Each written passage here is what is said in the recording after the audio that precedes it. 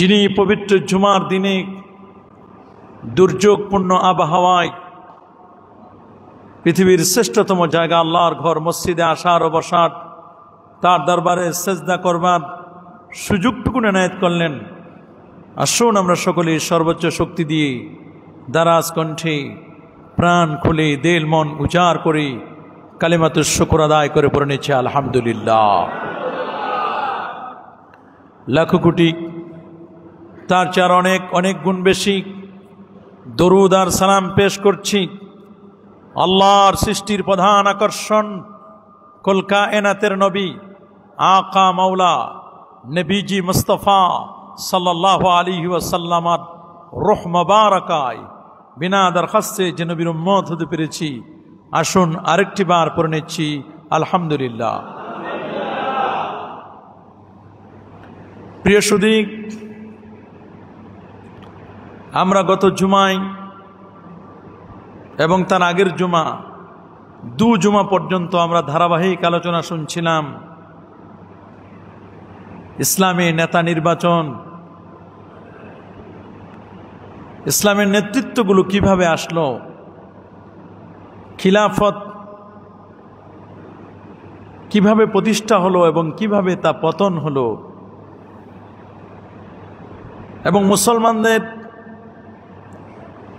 অনৈক্যের পিছনে ইহুদিদের ষড়যন্ত্র সবচেয়ে বেশি যে লোকটি ষড়যন্ত্র করেছে ইয়ামানের সনা অঞ্চলের আব্দুল্লাহ ইবনে সাবা, যিনি উসমান রাদিয়াল্লাহু তাআলা আনহুর ব্যাপারে একটি নয় দুটি নয় এক এক করে প্রায় 4টির মতো অভিযোগ দায়ের করল, যেগুলোর প্রত্যেকটি ছিল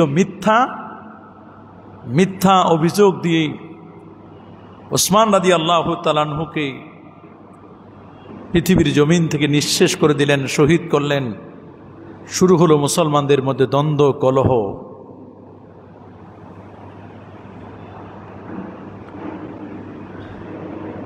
আব্দুল্লাহ ইবনে সাবা ইহুদি বংশ উদ্ভূত। এই লোকটি দরবেশের ভেষ ধরেছে, মূলত দরবেশ নয়, এটা দরভেষ, ভেষ ধরেছে দরবেশের। ওর জুব্বা টুপি পাগড়ি দাড়ি সব আর্টিফিশিয়াল, সব উপরে উপরে। মূল টার্গেট হলো মুসলমানদের মধ্যে দ্বন্দ্ব কলহ, ফিতনা ফাসাদে মুসলমানদেরকে নিমজ্জিত রাখা, এটাই হচ্ছে মূলত তার টার্গেট।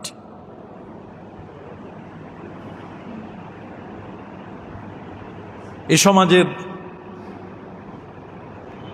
সব মানুষ সমান নয়। কিছু মানুষ আছে সমাজের মধ্যে ফিতনা ফাসাদ লাগিয়ে দেওয়াকে পছন্দ করি। ঠিক এমন একজন ব্যক্তি ছিল আব্দুল্লাহ ইবনে সাবা। উসমান রাদিয়াল্লাহু তাআলার ব্যাপারে তার অভিযোগ ছিল 4টি। বলেন কয়টি? প্রথম অভিযোগ, উসমান রাদিয়াল্লাহু তাআলা স্বজন প্রীতি করেছেন, বাইতুল মালের সম্পদ তার আত্মীয় স্বজনদের মধ্যে বন্টন করে দিয়েছেন। নাউজুবিল্লাহ বলেন। এটি একটি অভিযোগ ছিল। এই অভিযোগটি ছিল মিথ্যা। আল্লাহ নবীর সাহাবী খোলাফায়ে রাশেদার তৃতীয় খলিফা আল্লাহর হাবিবের জামাতা জান্নাতি সাহাবী জুন্নুরাইন উসমান রাদিয়াল্লাহু তাআলা আনহু, পারিবারিকভাবে তিনি ধনী ছিলেন, উসমানে গনি ছিলেন তিনি। সুবহানাল্লাহ বলেন। আল্লাহ নবী একদিন বললেন, এই কূপটি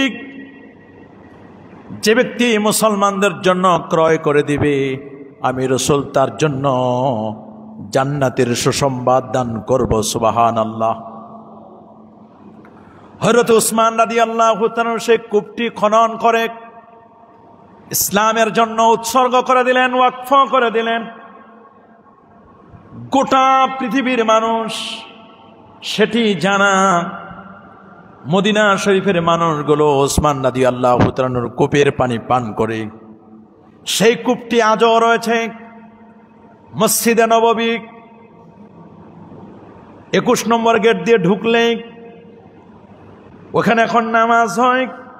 হঠাৎ করে একদিন দেখলাম একটা কূপের চিহ্ন, কার্পেট উঠায় দেখি সেই কূপটা, যে কূপটা হযরত ওসমান রাদিয়াল্লাহু তাআলা মুসলমানদের জন্য ওয়াকফ করে দিয়েছিলেন। সম্পদের কোনো অভাব ছিল না, তার সম্পদ অকাতরে মুসলমানদেরকে তিনি বিলি করেছিলেন। উসমান রাদিয়াল্লাহু তাআলা চোখের পানি ছেড়ে কাঁদলেন আর বললেন, ওরে ইহুদি গোষ্ঠী, তোরা আমার বিরুদ্ধে মিথ্যা কথা বলেছ, মিথ্যা তহমত দিয়েছ।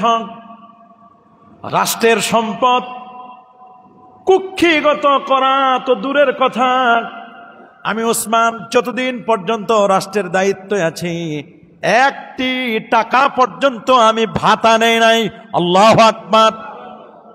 আত্মস্বার্থ দূরের কথা, একটি টাকা পর্যন্ত, একটি দিরহাম, একটি দিনার আমি নেই নাই, বরং ফ্রি সার্ভিস দিচ্ছি আল্লাহ নবীর এই খেলাফত আলা মিনহাজুন নবুওয়াতির। তাহলে এই যে অভিযোগটা ছিল, এটা সম্পূর্ণ মিথ্যা অভিযোগ। বলেন, এই অভিযোগটা ছিল কি সম্পূর্ণ মিথ্যা অভিযোগ? আপনারা জানেন ওসমান রাদিয়াল্লাহু তাআলার ব্যাংক অ্যাকাউন্ট এখনো চলমান, ওনার ব্যাংক অ্যাকাউন্ট এখনো চলমান। সুবহানাল্লাহ বলেন।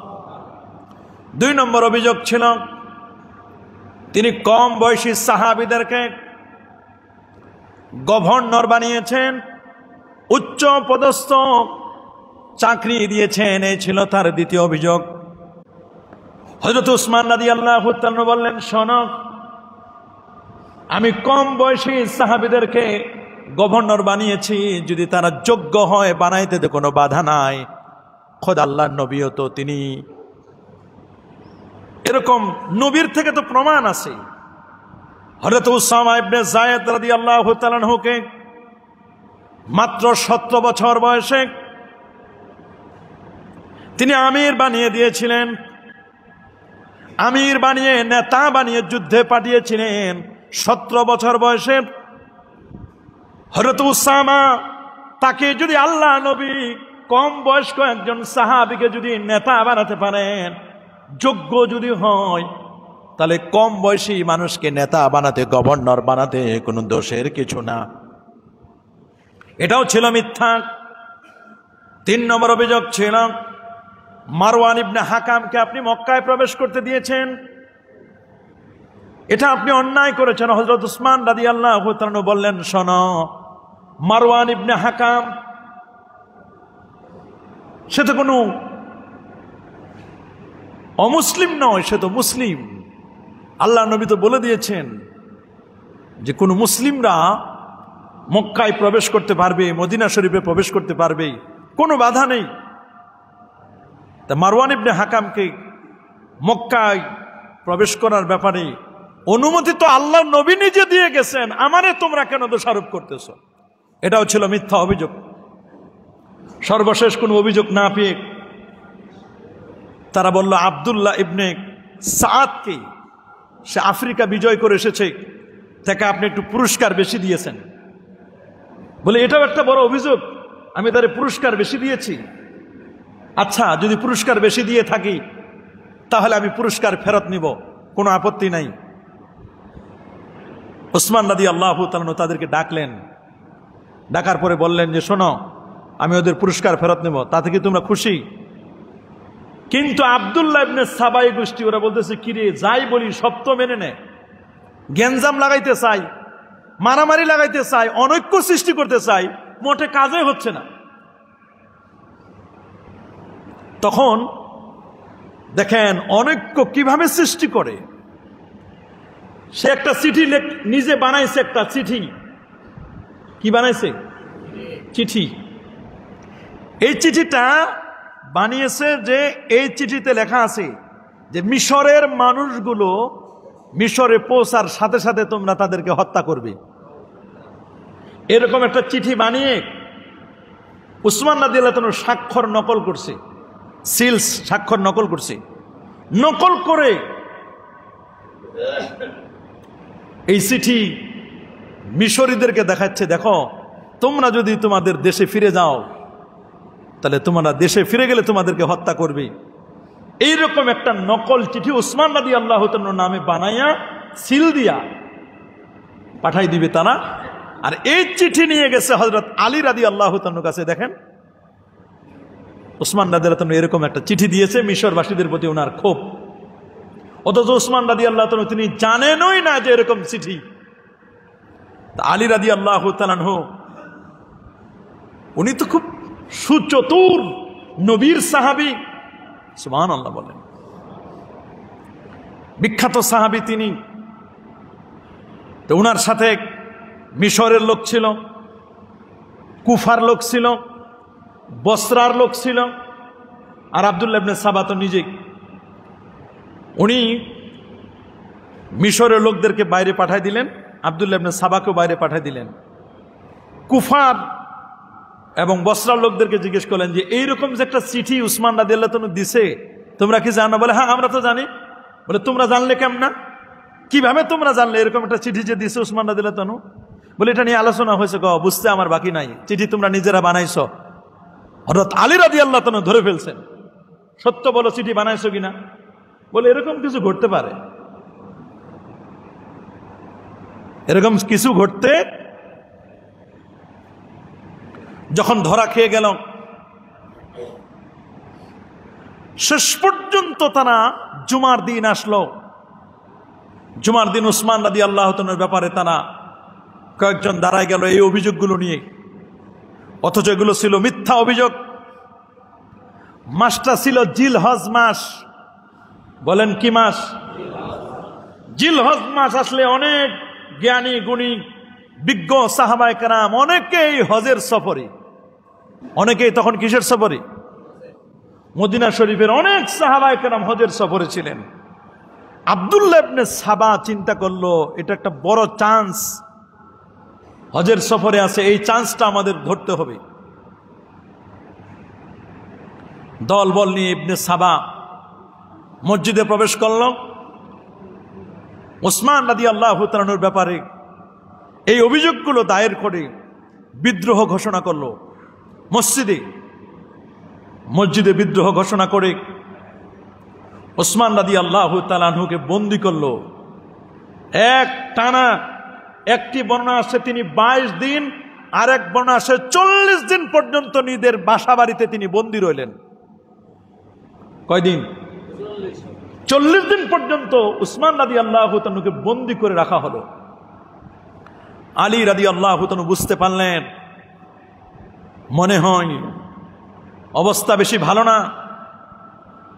আলী রাদিয়াল্লাহু তাআলা তার ছেলে ইমাম হাসান এবং ইমাম হুসাইন রাদিয়াল্লাহু তাআলা আনহুমা দুইজনকে উসমান রাদিয়াল্লাহু তাআলার প্রধান গেটে, সামনের গেটে পাহারা রাখলেন। আবু বকর সিদ্দিক রাদিয়াল্লাহু তাআলার ছেলেকে পাহারা রাখলেন। এরকম অসংখ্য ব্যক্তিকে পাহারা রেখে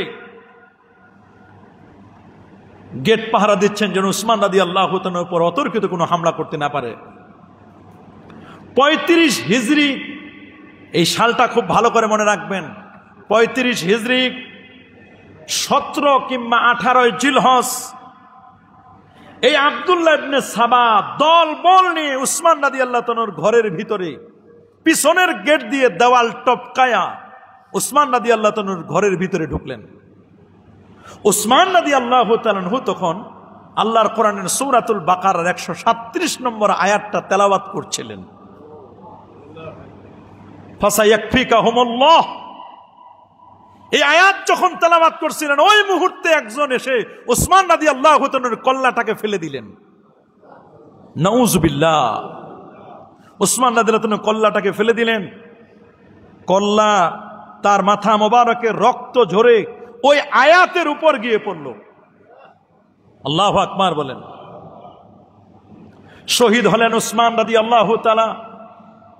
তার স্ত্রী বিবি নায়েলা, উনি এটা বাধা দেওয়ার জন্য গিয়েছিলেন, হাতটা উঠিয়েছিলেন, এই পর্যন্ত ওনার কবজি সহ চলে গেছে, এত ধারালো তরবারি ছিল। এই ইহুদি গোষ্ঠী, সাবাই গোষ্ঠী, এরাই মূলত নব্য খারেজি। আমরা যে খারেজি খারেজি বলি, বর্তমান যুগের খারেজি এরা।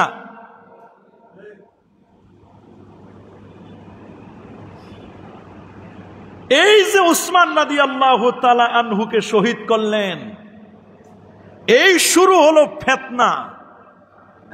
দুইটা দল হলো। বলেন কয়টা দল? এক দল চাইল উসমান রাদিয়াল্লাহু তাআলার হত্যার বিচার হোক আগে, আরেক দল বলল যে না, আমরা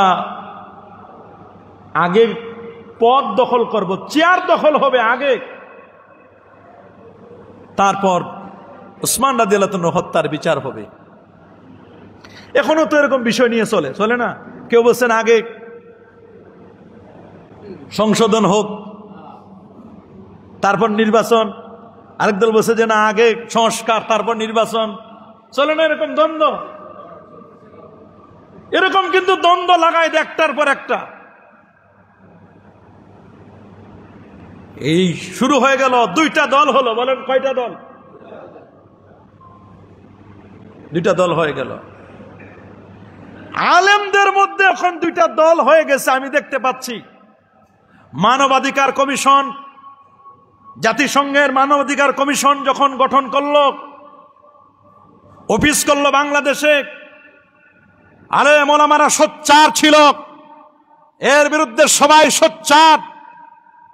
কিন্তু তলে তলে মনে হচ্ছে হালুয়া রুটি খাওয়া একদল মানুষ মনে হয় ঠান্ডা হয়ে গেছে, কোনো ঠান্ডা ফ্রি পেল কিনা আমরা বুঝে আসতেছে না। এরা যেন নীরব ভূমিকা পালন করতেছে।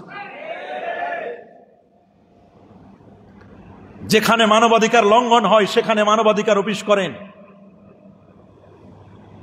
আর যে সমস্ত জায়গায় মানবাধিকার লঙ্ঘন হয়েছে সেই সমস্ত জায়গায় তো আমরা দেখেছি মানবাধিকার লঙ্ঘন হয়েছে এমন দেশে তাদের যে অফিস আছে তারা কি বা করতে পেরেছে। যেখানে অফিস দরকার সেখানে না করে মানবাধিকার লঙ্ঘন হচ্ছে কিনা। অফিস দরকার ফিলিস্তিনে, অফিস দরকার কাশ্মীরে, অফিস দরকার মায়ানমারে। সেই সমস্ত জায়গায় মানবাধিকার কমিশনের অফিস না করে একটি শান্তি শৃঙ্খলা বাংলাদেশের মতো এত সুন্দর পরিবেশে এইরকম একটা অফিস করে না জানি কোন বিস্ফোরণ আমাদের সামনে আসতেছে, আল্লাহ ভালো জানে। এখন পর্যন্ত বলা বড় কঠিন। এখানে জানি কি ষড়যন্ত্র আছে আল্লাহ একমাত্র জানেন। কথা বলেন, জোরে বলেন। আমরা সূক্ষ্মভাবে বিচার বিশ্লেষণ করে দেখতেছি চীনের সাথে আমেরিকার একটা স্নায়ু যুদ্ধ চলতেছে। চীন এবং আমেরিকা একটা স্নায়ু যুদ্ধ, সাইলেন্ট যুদ্ধ চলতেছে। সামুদ্রিক সেই সমুদ্র দখলকে কেন্দ্র করে মার্কিনরা চাচ্ছেন চায়নাকে সাহায্য করতে হলে, চায়নাকে সাইজ করতে হলে বাংলাদেশের সমুদ্র সীমা ব্যবহার করার প্রয়োজন হতে পারে। আল্লাহ ভালো জানে, যদি এই উদ্দেশ্যে বাংলাদেশে অফিস করে তাহলে তো আমাদের কপালে যে দুর্ভোগ আছে এটা তো দেখাই যাচ্ছে। কথা বলেন। আবার আদিবাসী যারা, তাদের দীর্ঘদিনের একটা ইচ্ছা, আর ওদেরও টার্গেট আদিবাসীদেরকে আলাদা করে দেওয়ার জন্য, বাংলাদেশ থেকে বিচ্ছিন্ন করার জন্য একদল মানুষ কিন্তু ষড়যন্ত্রে মেতে উঠেছে। ষড়যন্ত্র তো নতুন না, এগুলো পুরাতন ষড়যন্ত্র। তা আগুনে ফু দিলে তো আগুন বাড়ে। আমার মনে হয় আগুনে ফু দেওয়ার মতো, আগুনে ঘি ঢেলে দেওয়ার মতো একটা প্রচেষ্টা চলতেছে কিনা মানবাধিকার কমিশনের অফিসটা, আল্লাহ তাআলা ভালো জানে। আরো কিছুদিন দেখি আমরা তবে আমাদের সোচ্চার হতে হবে মুসলমান। আমার প্রিয় মাতৃভূমি বাংলাদেশের 1 ইঞ্চি মাটি রক্ত থাকতে, ঈমান থাকতে আমরা কখনো আরেকজনের হাতে তুলে দেব নাকি? আমরা 1 ইঞ্চি মাটি হোক সেটি পার্বত্য অঞ্চলের, আমার প্রিয় মাতৃভূমি বাংলাদেশের 1 ইঞ্চি মাটি আরেকজনের হাতে আমরা তুলে দিব না ইনশাআল্লাহ। একদল মানুষের চিন্তায় থাকে কিভাবে ফিতনা ফাসাদ বিপর্যয় মানুষের মধ্যে গেঞ্জাম বাজাবে।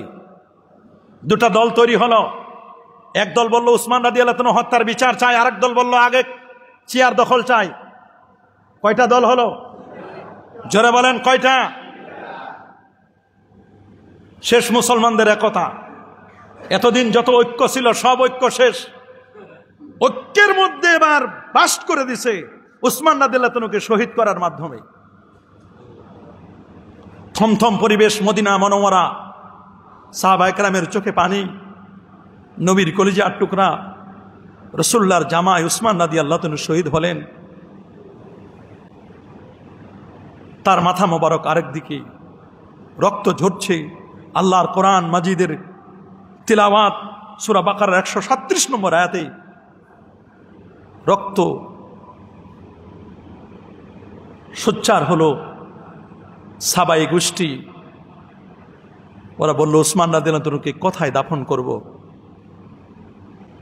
চেয়েছিলেন নবীর জামাই হিসাবে আলী রাদিয়াল্লাহু তাআলার কদমের নিচে পাশে একটু জায়গা দেওয়া যায় কিনা, তা তো পারলই না। তারা বলল উসমান রাদিয়াল্লাহু তাআলাকে তারা জান্নাতুল বাকিতেও তারা দাফন করতে দিবে না। বলেন না নাউজুবিল্লাহ। তারা বলল অন্য কোথাও তোমরা নিয়ে যাও। আল্লাহর মেহেরবানি, ওরা যখন সিদ্ধান্ত নিল উসমান রাদিয়াল্লাহু তাআলা আনহুকে সেই জান্নাতুল বাকিতে দাফন করতে দেবে না, এমন পরিস্থিতি যখন হলো, এমন পরিস্থিতি হলে উসমান রাদিয়াল্লাহু তাআলার নিজস্ব একটু জায়গা ছিল, নিজস্ব একটু দূরে, জান্নাতুল বাকি থেকে অনেক দূরে। উনি সিদ্ধান্ত নিলেন ওই নিজের জায়গায় উসমান রাদিয়াল্লাহু তাআলাকে দাফন করবেন। যে কথা সেই কাজ, সেখানে দাফন করা হলো। আল্লাহর কি মেহেরবানি, উসমান রাদিয়াল্লাহু তাআলাকে যেখানে দাফন করা হলো, শহীদ করা হলো, করার পর দাফন করা হলো, ওই জায়গাটা জান্নাতুল বাকি এক্সটেনশন হতে হতে হতে হতে হতে এমন অবস্থা হলো উসমান রাদিয়াল্লাহু তাআলার কবরটা এখন জান্নাতুল বাকির সেন্টার জায়গায়। আল্লাহু আকবার। আল্লাহ যদি কাউকে কবুল করেন এইভাবেই কবুল করে নেন। এই সাহাবায়ে গোষ্ঠী যারা হত্যাকাণ্ড ঘটাইল, আল্লাহ নবী বলে দিয়েছেন এমন একটা জামানা আসবে বিআইয়ি যামবিন কুতিলতা, কোন অপরাধের কারণে আপনাকে হত্যা করা হয়েছে, কে আপনাকে হত্যা করবে, কোন অপরাধের কারণে আপনাকে হত্যা করা হবে, আপনি জানবেন না। কেন আমি হত্যা হলাম, কেন আমি মারা গেলাম, কোন অপরাধের কারণে আমাকে মারা হলো, নিজেও জানবে না। মানুষের জানমালের নিরাপত্তা কমে গেছে। হত্যা, খুন খারাপি, জিঘাংসা, মারামারি, কাটাকাটি, মানুষের প্রতি মানুষের মমত্ববোধ, মানুষের প্রতি মানুষের যে একটা মায়া মহব্বত ছিল, দিন দিন মানুষের মায়া মহব্বত কমে যাচ্ছে। মানুষ সহযোগী হওয়ার পরিবর্তে মানুষের মধ্যে প্রতিযোগিতা সব সময় কাজ করতেছে। চাঁদাবাজিদের সংখ্যা বেড়ে গেছে, ছিনতাইয়ের সংখ্যা বেড়ে গেছে, রাস্তাঘাটে চুরি ডাকাতি বেড়ে গেছে। মনে রাখবেন, সচেতন হতে হবে। এই প্রিয় মাতৃভূমি বাংলাদেশ, এটা আমাদের, আমরা ভাড়াটিয়া নই, আমরা এদেশে আমাদের জন্ম, দেশ আমাদের, দেশটাকে সেফ রাখা, এই দেশটাকে নিরাপদ রাখা সবার দায়িত্ব, সবার দায়িত্ব। আমরা যদি সবাই সচেতন হই, আমার প্রিয় মাতৃভূমি বাংলাদেশটা, এটা যেমন সোনার বাংলাদেশ, এটাকে সোনার বাংলাদেশের মতো আমাদের গড়তে হবে। কি আমরা চাই কি চাই না? কিন্তু একদল মানুষ তৃতীয় পক্ষের টার্গেট মানুষের মধ্যে দ্বন্দ্ব কলহ লাগাই দেওয়া। বলেন, দ্বন্দ্ব কলহ লাগাই দেওয়া। একদল মানুষ কিন্তু আছে, তাদের টার্গেট হলো মানুষের মধ্যে একটু দ্বন্দ্ব কলহ, মারামারি, খুন খারাপি, হত্যা, জিঘাংসা সর্বযুগে ছিল। ওই যে তৃতীয় পক্ষ আব্দুল্লাহ ইবনে সাবা, সাবাই গোষ্ঠী, ভেজালটা বাজাইলো কে? তৃতীয় পক্ষ কে? আব্দুল্লাহ ইবনে সাবা। এই আব্দুল্লাহ ইবনে সাবা যখন দেখলো মানুষের মধ্যে এখন সবাই তৎপর, আগে উসমান রাদিয়াল্লাহু তাআলা হত্যার বিচার হোক, হত্যার, তারপর খেলাফত, সবাই এটা চাচ্ছে। ওরা বলল যে না, এই মুহূর্তে যদি অন্য কেউ খলিফা হয় আলী রাদিয়াল্লাহু তাআলা ছাড়া, তাহলে আগে আমাদেরকে সাইজ করবে, দ্রুত ট্রাইব্যুনাল গঠন করে আগে আমাদের বিচার করবে। তবে যদি সূক্ষ্ম আলী রাদিয়াল্লাহু তাআলাকে দেওয়া হয়, উনি তো সূক্ষ্ম মানুষ, উনি আস্তে আস্তে করে বুঝে শুনে part by part by serial আস্তে আস্তে গুছায়া তারপর উনি বিচার করবে। তো একটু লেন্দি হবে, আর এই লেন্দি প্রসেসে আমরা গেইন হয়ে যাব, গোল দিয়ে দিব, নতুন আরেকটা ইস্যুর উপর আরেকটা ইস্যু তৈরি করব। ইস্যুর উপরে কি তৈরি হয়?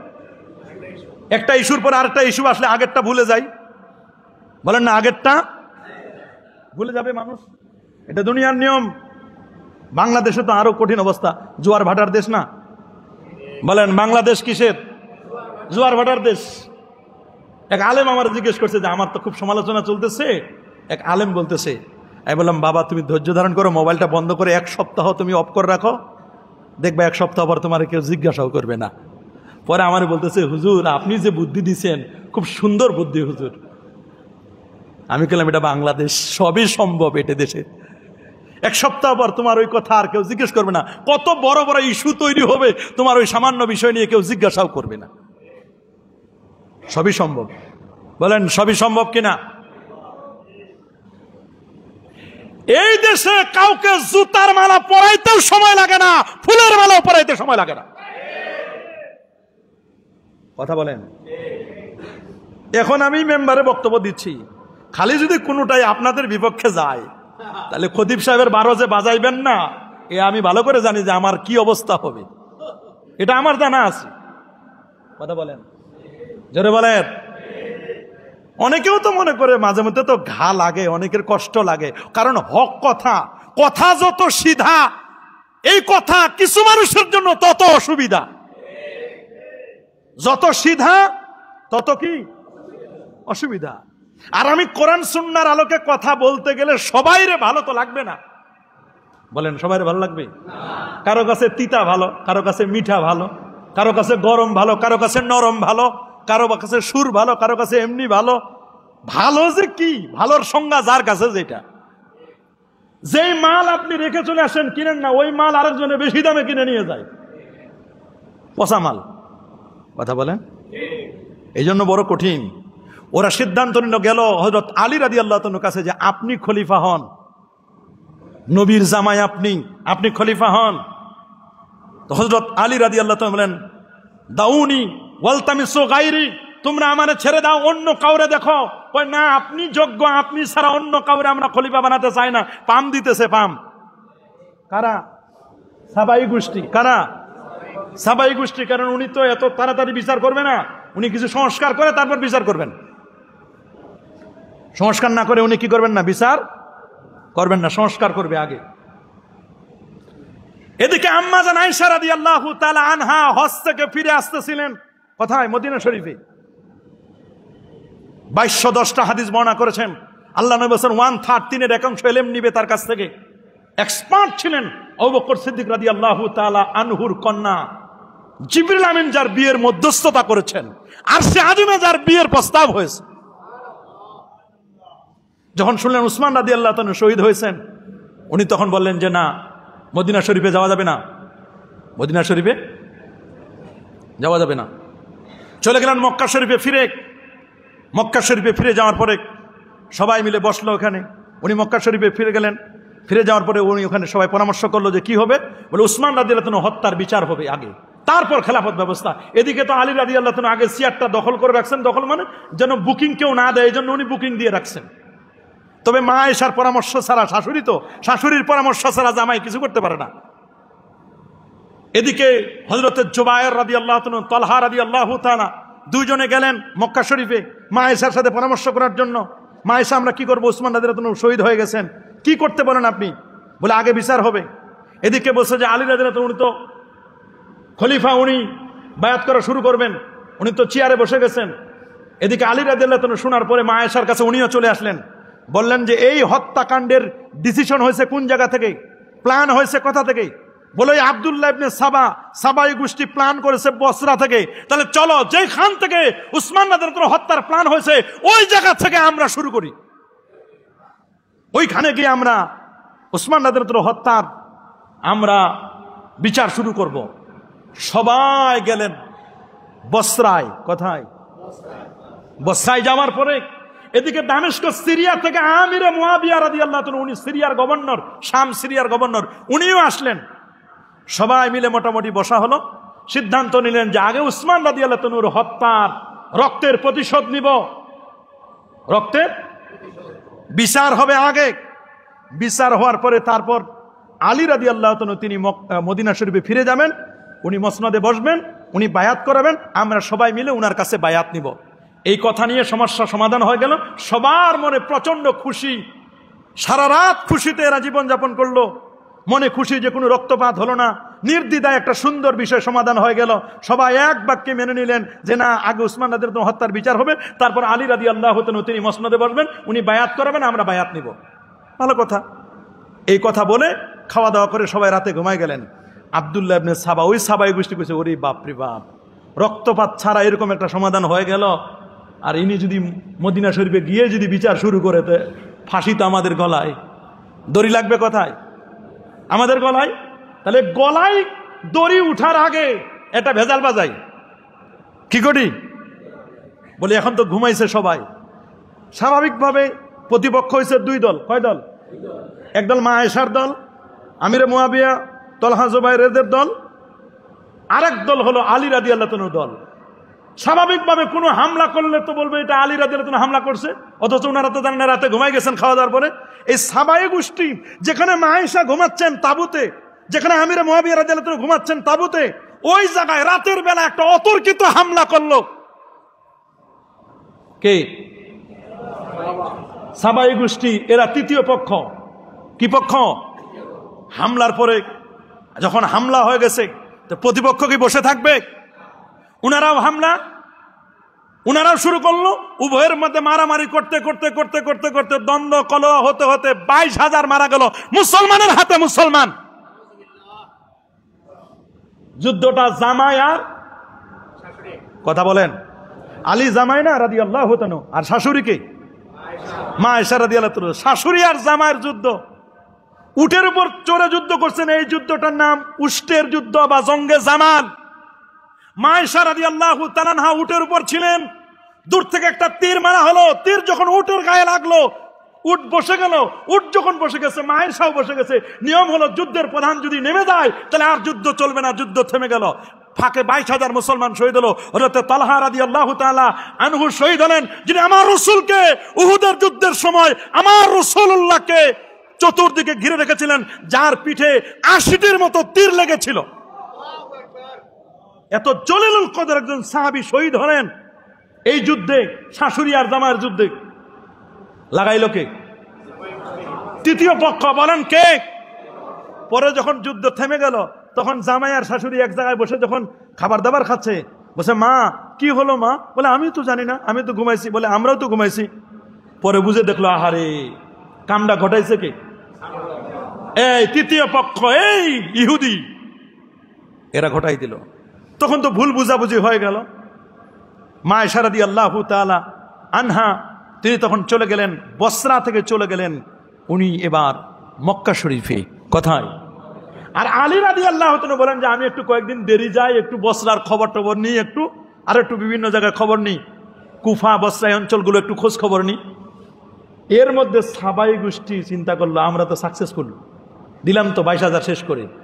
দ্বন্দ্ব কলহ অনেক তৈরি হয়েছে না নাই? বলেন না অনৈক্য তৈরি হলো কিনা? মূল্য কতজন? খালি ভুল বুঝাবুঝির কারণে। কিসের কারণে? তৃতীয় পক্ষের কারণে 22,000 শেষ, ফিনিশ। মুসলমানের দ্বন্দ্ব দেখেন না, দুইটা গ্রুপ, দুই দলে মসজিদে থাকে, ভালো কথা, মারামারি করার জন্য। এই যে মারামারি লাগাই দিল দুই দলের মধ্যে, কে লাগাইছে? বলেন না, কে লাগালো? এতে কি মুসলমানদের ইজ্জত বাড়ছে না কমছে? মানুষ বলে দেখো, টুপিওয়ালা, দাড়িওয়ালা, টঙ্গীর ইস্তেমায় যান বয়ান শোনার জন্য, এসলার জন্য। এসলা কি হবে? মানুষে খুন করতেছে। এই যে ভেজালটা বাজাইলো কারা? সব সময় তৃতীয় পক্ষ লেগেই থাকে, কেমনে মুসলমানদের মধ্যে দ্বন্দ্ব কলহ লাগাবে। কথা বলেন, জোরে বলেন। আছে না দ্বন্দ্ব? এক গ্রুপ আরেক গ্রুপে দেখতে পারে না, অথচ দুই গ্রুপে দিনের কথা বলে, দুই গ্রুপের টুপি, দুই গ্রুপের মুখে দাড়ি, সবাই মসজিদে দিনের কথা বলে। বহুত ফায়দা, এমন ফায়দা হয়েছে, ফায়দা ওভার হয়ে গেছে। কথা বলেন, জোরে বলেন। লাগায় কারা? দ্বন্দ্ব লাগায় কারা? কোন পক্ষ? এরা এবার চিন্তা করলো, ওরে বাপ রে বাপ, এখন তো আলীরাদের তো ফিরে যাবেন কোথায়? মদিনা শরীফে গিয়ে তো বিচার শুরু হবে। এরা আরেকটা নাটক তৈরি করলো, ইস্যুর পরে আরেক ইস্যু। বলেন, ইস্যুর পরে তৃতীয় আরেকটা ইস্যু তৈরি করলো। বলে কি ইস্যু? কয় মায়েশার সাথে তো সমঝোতা হলো, এখন আমিরে মুয়াবিয়া, যিনি দামেস্কের গভর্নর, সিরিয়ার গভর্নর, উনার সাথে একটা গ্যাঞ্জাম বাজায়। বলে কেমনে? কয় এদিকে আলী রাদিয়াল্লাহু তাআলার কাছে এসে কান পরা দিছে। কি দিছে? কান পরা দিছে। বলে শুনেন, আপনার বিরুদ্ধে আমিরে মুয়াবিয়া যেভাবে লাগছে, আল্লাহ জানে কোন দিন জানি কি ঘটনা ঘটে, খালি আপনার সমালোচনা আপনি আগেই করছেন। মানে এক ধরনের এমন কিছু নাটক সাজায়া ইস্যু তৈরি করে আলী রাদিয়াল্লাহু তাআলার কাছে এমন সুন্দর করে বয়ান দিছে। এই সব বয়ান আলী রাদিয়াল্লাহু তাআলা শোনার পরে, এতগুলো শোনার পরে চিন্তা করলেন হতেও তো পারে। পরে উনি আলী রাদিয়াল্লাহু তাআলা ওই জায়গায় বসরায় বসে উনি আমিরে মুয়াবিয়া, যে সিরিয়ার গভর্নর, উনাকে বরখাস্ত করলেন, চিঠি লিখে দিলেন যে আপনাকে বরখাস্ত করা হয়েছে। উনি চিঠি পাওয়ার পরে উনি কি আর ঠিক মতো থাকতে পারেন? যে একসাথে সমঝোতা হলো, এখন আবার কি হচ্ছে?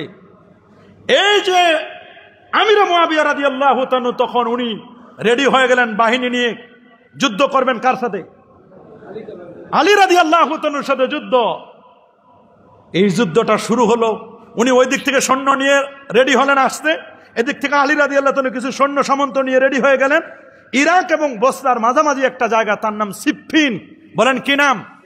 সিফফিন নামক জায়গায় যুদ্ধ হলো দুই দলের, আলী এবং আমিরে মুয়াবিয়া রাদিয়াল্লাহু তাআলা। আল্লাহু আকবার বলেন। আমিরে মুয়াবিয়া রাসূলুল্লাহর শ্যালক, আলী রাদিয়াল্লাহু তাআলা আল্লাহর নবীর চাচা ভাই। এমন দ্বন্দ্ব হলো, মুসলমান মারা গেল প্রায় 70,000-এর উপরে। আল্লাহ, কয় হাজার? 70,000-এর মতো মারা গেল মুসলমানদের মধ্যে। দেখেন দ্বন্দ্বটা কিভাবে হলো, লাগাইল কে? অথচ আলী রাদিয়াল্লাহু তাআলা উনিও প্রস্তুত ছিলেন না, আমিরে মুয়াবিয়া রাদিয়াল্লাহু তিনিও প্রস্তুত ছিলেন না। এক পর্যায়ে বলল যে আমরা কেন আর এত দ্বন্দ্ব করব, আমরা একটা সমঝোতায় আসি। কিসে আসি? সমঝোতা আসার জন্য মসজিদে, দামেস্কের জামে মসজিদে বসা হলো। আলী রাদিয়াল্লাহু তাআলার পক্ষ থেকে আবু মুসা আশারী, আর আমিরে মুয়াবিয়া রাদিয়াল্লাহু তাআলার পক্ষ থেকে আমর ইবনুল আস, দুইজন মিলে সমঝোতা আসলেন যে আমরা আর যুদ্ধ করব না, আমরা এখন একটা মিটমাট করে নিব। তৃতীয় পক্ষ এখন বলতেছে হায় হায়, মিটমাট হয়ে গেলে তো আমাদের ব্যবসা শেষ। সাবাই গোষ্ঠী মনে করলো তাহলে লাভ হইল কি? আমরা তো চাইছিলাম যুদ্ধ আরো চলবে, যুদ্ধ আরো কিছুদিন চলুক, যুদ্ধ এত তাড়াতাড়ি বন্ধ হবে। যুদ্ধ কিন্তু কম চললো না, দীর্ঘ সময় পর্যন্ত যুদ্ধ চলতে লাগলো। চলতে চলতে চলতে চলতে চলতে চলতে এক পর্যায়ে সমাধান হচ্ছে। সমাধান যখন একেবারে কাছাকাছি, সমাধান যখন কি কাছাকাছি, যখন আলী রাদিয়াল্লাহু তাআলা যখন এই সমঝোতার জন্য উনি বললেন যে ঠিক আছে সমঝোতা করব, আলী রাদিয়াল্লাহু তাআলা সমঝোতা করতে চাইলেন, আর আমিরে মুয়াবিয়া রাদিয়াল্লাহু তাআলা উনিও সমঝোতা করতে চাইলেন। এখন ওই মজলিস থেকে 20-30 জন মানুষ মসজিদ থেকে বের হয়ে গেল। কি হয়ে গেল? এই বের হওয়াটাকে আরবিতে বলে আল খুরুজ। বলেন আর খুরুজ মানে কি? খারাজা ইয়াখরুজু থেকে খুরুজ। আল খুরুজ মানে বের হওয়া। এই যে দলটা বের হয়ে গেল, ওরা বলছে যে আলী রাদিয়াল্লাহু তাআলা কেন আমিরে মুয়াবিয়ার সাথে সমঝোতা করবে, এই জন্য উনি ফাসেক। আর আমিরে মুয়াবিয়া যেহেতু আলী রাদিয়াল্লাহু তাআলাকে মানে নাই, ওনার সাথে আতাত করছে, এই জন্য উনি বেঈমান, উনি কাফের। নাউজুবিল্লাহ। আলী রাদিয়াল্লাহু তাআলাকে না মানার কারণে মুয়াবিয়া কাফের, আর সন্ধির কারণে আলী রাদিয়াল্লাহু তাআলা আমির মুয়াবিয়ার সাথে সন্ধি করতে গেল, এই জন্য উনি ফাসেক। এই যে দলটা বের হয়ে গেল, এই দলটাকে বলা হয় খারেজি। বলেন এই দলটা কি? এরা খারেজি। এই খুরুজ বের হয়ে গেছে, বের হয়ে যায় আরেকটা দল তৈরি হলো। এবার দল হয়েছে কয়টা? আগে ছিল কয়টা? এবার হয়েছে কয়টা? এই দেখেন শুরু হলো 3 দল, আস্তে আস্তে করে কিন্তু বাড়তেছে এবং সোলো প্রয়োজনে।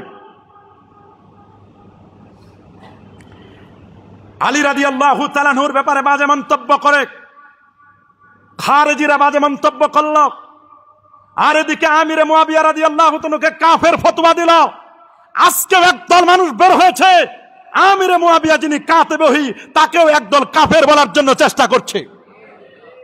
আছেন একদল, তাকে বাগী বলেন, কাফের বলার জন্য একদল মানুষ বের হয়ে গেছে। সর্বযুগে এরকম ছিল। এই খারেজিরা তখন বের হয়ে বলল যে মুয়াবিয়াকেও মারতে হবে, আলীকেও মারতে হবে, ওদের দোসর আমর ইবনে আসকে মারতে হবে। কয়জন টার্গেট? কয়জন? এক রাতে সিদ্ধান্ত নিল, তরবারি কিনলো, বড় বড় 3টা তরবারি 1000 দিনার স্বর্ণ মুদ্রা দিয়ে, এবং 1000 দিনার দিয়ে 20 কিনা হলো। এই 20 মাখালো 40 জন পর্যন্ত তরবারিতে। এক রাতে ফজরের সময় 3 জনকে শেষ করবে। কারা? বলেন কারা? এই যারা বের হয়ে গেল মসজিদ থেকে, খারেজিরা। বলেন কারা? এই খারেজিরা বের হয়ে গেল। ফজরের নামাজের সময় তরবার নিয়ে আসছে, আলী রাদিয়াল্লাহু তাআলাকে শহীদ করে দিলেন, কল্লাটাকে আলাদা করে দিলেন। কল্লা একটু ঝুলেছিল। 15 রমজান ওনাকে মারা হলো। 17 রমজান তিনি পৃথিবীর জমিন থেকে বিদায় নিলেন। আলী রাদিয়াল্লাহু তাআলা আমর ইবনে আসের উপর হামলা করলেন। আমিরে মুয়াবিয়া রাদিয়াল্লাহু তাআলা উনাকে ওই দিন মারতে পারে না, উনার গাঢ় ছিল বেশি। শেষ পর্যন্ত আলী রাদিয়াল্লাহু তাআলাকে দাফন করা হলো। তার মাথা মোবারক ইরাকে, কোন জায়গায়? ইরাকের নাফ অঞ্চলে দাফন করা হলো। খলিফা হলেন হযরতে আলী রাদিয়াল্লাহু তাআলার সন্তান হযরতে ইমাম হাসান রাদিয়াল্লাহু তাআলা। 6 মাস মাত্র। কয় মাস? বলেন কয় মাস? 6 মাস। উনি 6 মাস যাওয়ার সাথে মানুষের মধ্যে বৃহত্তর স্বার্থে আমিরে মুয়াবিয়া রাদিয়াল্লাহু তাআলা আনহুর কাছে গিয়ে বলেন, চাচা আপনার কাছে একটা আবদার। প্রায় 90-92 হাজার মুসলমান মারা গেল চাচা, আমার আব্বার সাথে আপনার যুদ্ধ হলো, আমি চাই না আর যুদ্ধ হোক। আমার রাসূল ইঙ্গিত করে বলে দিয়েছিলেন যে একটি দল বের হবে, আমার হাসান তিনি, তার মাধ্যমে 2টো দলের মধ্যে সমঝোতা হবে। সেই 2টো দলের মধ্যে সমঝোতা হয়েছিলেন। উনি 6 মাস দায়িত্ব পালন করে বললেন, চাচা আমিরে মুয়াবিয়া রাদিয়াল্লাহু তাআলাকে বললেন, আপনি দায়িত্ব নেবেন, আমি এই দায়িত্ব নিতে চাই না, আমি এগুলো চাই না, আপনি সবকিছু করবেন। ওই সময় আলী রাদিয়াল্লাহু তাআলা উনি যখন আমিরে মুয়াবিয়ার সাথে যুদ্ধ হয়েছিল, যুদ্ধের সময় মদিনা ছিল, ওই সময় সৌদি আরবের রাজধানী ছিল মদিনা শরীফ। বলেন কোনটা? মদিনা ছিল রাজধানী। আলী রাদিয়াল্লাহু তাআলা রাষ্ট্রীয় কার্যক্রম চালানোর জন্য সুবিধার্থে রাজধানী মদিনা শরীফ থেকে নিয়ে চলে আসলো কুফায়। বলেন কোন জায়গায়? কুফা হলো রাজধানী। ওই যে রাজধানী চলে আসছে মদিনা শরীফ থেকে, আর রাজধানী মদিনায় যায় নাই। এই না যাওয়ার পিছনে দায়ী হলো আব্দুল্লাহ ইবনে সাবার সাবাই গোষ্ঠী। ওইখান থেকে খেলাফত চলে আসলো কুফায়। কুফার মানুষ কি গাদ্দারি করলো? ইমাম হাসান রাদিয়াল্লাহু তাআলা বুঝাই দিলেন, সব সমাধান হলো। মানুষের মধ্যে এত শান্তি শৃঙ্খলা, উনি চাইলেন, ওনার টার্গেট ছিল দেশের মধ্যে কল্যাণ কামনা করা, মানুষের মধ্যে দ্বন্দ্ব, কলহ, মারামারি, কাটাকাটি, খুন খারাপি এগুলো যেন কিচ্ছু না থাকে। আমার রাসূলের ভবিষ্যৎবাণী ইমাম হাসান এবং ইমাম হুসাইন, হাসান রাদিয়াল্লাহু তাআলা এত ন্যায়পরায়ণ ছিলেন। 6 মাসের মধ্যে উনি বলছেন, আমরা এগুলো চাই না। উনার তো জান্নাতের যুবকদের সরদার, আল্লাহু আকবার, সাইয়্যিদা শাবাবে আহলিল জান্নাহ। দায়িত্ব দিয়ে আসলেন, চাচা আপনি চালাবেন, আমি মক্কায় ফিরে যাই, আমি মদিনা শরীফে ফিরে যাই, আমি থাকবো না, আপনি দায়িত্ব পালন করেন। তখন কুফার গভর্নর, পুরো প্রেসিডেন্ট, রাজধানীর গভর্নর হলেন দামেস্কের, তখন গভর্নর হলেন হজরতে আমিরে মুআবিয়া রাদিয়াল্লাহু তাআলা, এককভাবে দায়িত্ব পালন করতেছেন। বৃহত্তর স্বার্থ দেখেছেন, জাতীয় স্বার্থ, বলেন না কি স্বার্থ? এই সময় একটি কথা মনে পড়ে গেল, হযরত ওমর ইবনুল খাত্তাব রাদিয়াল্লাহু তাআলা খেলাফতকালে, কার খেলাফতের সময়?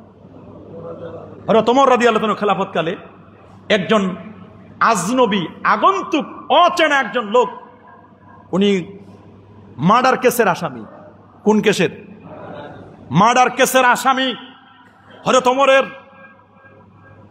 চিফ জাস্টিস হযরত ওমর রাদিয়াল্লাহু তাআলা, তিনি প্রেসিডেন্ট, ওনার কাছে আসলেন, এসে বললেন, আপনি আমাকে 3 দিনের জন্য ছুটি দেন, 3 দিনের জন্য আপনি আমাকে ছুটি দেন। একজন ব্যক্তির আমানত আমার হাতে আছে, আমার কাছে আছে, আমি তার আমানতটা বুঝাই দিয়ে আসি, আপনি আমাকে 3 দিনের জন্য ছুটি দেন। হযরত ওমর রাদিয়াল্লাহু তাআলা বললেন, মার্ডার কেসের আসামি, ফাঁসির আসামিকে ছুটি দেওয়ার কোনো বিধান নাই। তোমাকে ছুটি দেব কিসের ভিত্তিতে? তোমাকে চিনি না, জানি না।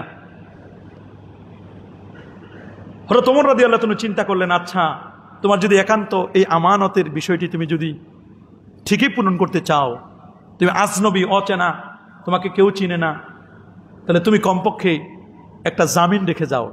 তুমি যদি না আসো তার গ্যারান্টি কি? তুমি একজন জামিন রাখো। তখন উনি বললেন, আমার কে হবে জামিনদার? আমাকে তো কেউ চিনে না, ফাঁসির কাস্টের আমি আসামি, আমি মার্ডার কেসের আসামি, আমার ব্যাপারে কে জামিন নিবে? কে হবে আমার পক্ষে জামিন? আমার মনে হয় আমি কাউকে পাবো না। এক পর্যায়ে যখন জিজ্ঞেস করলেন, ভাই আমি এরকম আজনবী, আমার একটা আমানত আছে, এই আমানতটা ওই লোকটার কাছে ফেরত দিতে হবে, এই আমানতের বিষয়টি আমি ছাড়া আর কেউ জানে না পৃথিবীর, একমাত্র জানে আল্লাহ আর ওই আমি জানি। তখন একজন সুফি সাহাবী, নাম আবু যার গিফারি রাদিয়াল্লাহু তাআলা আনহু, কি নাম? উনি বললেন, ইয়া আমির আল মুমিনিন, আমিরুল মুমিনিন, আমি হব জিম্মাদার, আমি হব তার জামিন। বলে, আবু যার গিফারি ভালো করে বুঝো, ওই লোক না আসলে কিন্তু তোমাকে ফাঁসির কাস্টে ঝুলতে হবে। বলে, হ্যাঁ আমি জামিনদার হব। যান, ওকে ছুটি দেন। 3 দিনের জন্য ছুটি দেওয়া হলো। কয়দিন? 3 দিনের পরে যখন ট্রাইব্যুনালে যখন মামলাটা দায়ের করা হলো, হযরত ওমর ফারুক রাদিয়াল্লাহু তাআলা যখন আদালতে যখন মামলা উঠলো, 3 দিন হয়ে যাচ্ছে, কিন্তু যাকে ছেড়ে দেওয়া হয়েছিল তিনি আর আসতেছেন না। তিনি কি? আর মাত্র 10টা মিনিট বাকি। কয় মিনিট? 10 মিনিট মাত্র বাকি। সবাই বলতেছে, আবু যার গিফারি রেডি হও, ওই লোকটির পরিবর্তে তোমার কল্লা এখন ফেলে দেওয়া হবে, তুমি রেডি হও, তুমি বুঝে শুনে জামিন হবে না।